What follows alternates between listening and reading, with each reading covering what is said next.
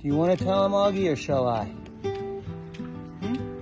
So here's one of the bat boxes from this amazing company called BatBnB. Awesome company. We're gonna put the bat box right here on Auggie's home, on the stables.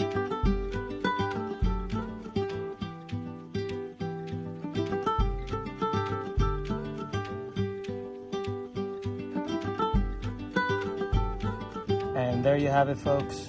A bat box built by none other than Auggie and me. Yeah.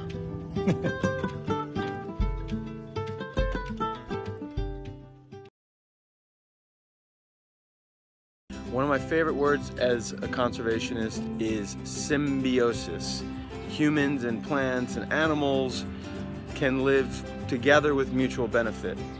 When bats got on my radar, or my sonar, my echolocation, I got really excited because you know what? Where my mom lives in Long Island, there's a big mosquito problem.